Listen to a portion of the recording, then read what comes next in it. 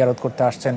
আজ থেকে তার যোগ্য স্ত্রী বেগম জিয়া তিনিও শায়িত হলেন। আমরা লক্ষ্য করছি যে প্রক্রিয়া অনুযায়ী আনুষ্ঠানিকতা যেটা বলে, ধর্মীয় রীতি যেটা বলে, সেভাবে করেই মুঠমুঠ করে মাটি দিয়ে পুরো কবরে ছড়িয়ে দেওয়ার চেষ্টা করছেন। তার মাকে শেষ বিদায় জানানোর যে প্রক্রিয়া, যে আনুষ্ঠানিকতা, যেটা কোনো সন্তানই চাইবেন না, তারপরও করতে হয়, সেই প্রক্রিয়া অনুসরণ করছেন জনাব তারেক রহমান।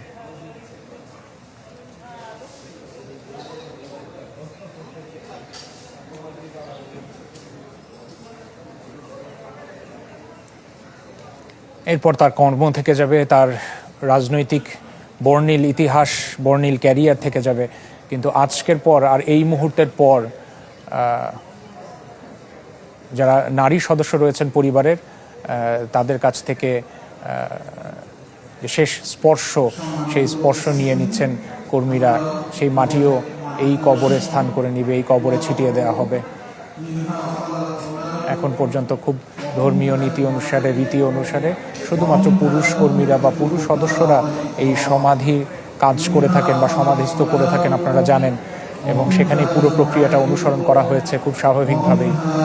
এবং এক এক করে আমরা দেখতে পাচ্ছি যে বাহিনীর প্রধানরা এবং ঊর্ধ্বতন কর্মকর্তারা তারাও এসছেন, মাটি দিচ্ছেন, স্বরাষ্ট্র উপদেষ্টা এবং এক এক করে গুরুত্বপূর্ণ ব্যক্তিবর্গ এই আনুষ্ঠানিকতায় অংশ নেবেন, এই প্রক্রিয়ায় অংশ নেবেন।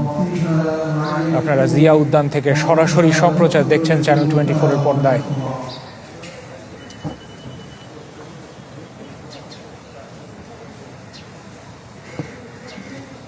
না জানে কত মানুষ এখন এই জিয়া উদ্যানের বাইরে অধীর আগ্রহে অপেক্ষা করছেন। তারা আবেগ আপ্লুত। তারা কিছুক্ষণ আগে জানাজায় অংশ নিয়েছেন। আমরা বিএনপি মহাসচিব মির্জা ফখরুল ইসলামকে চুল পড়া অনেক কমে গেছে।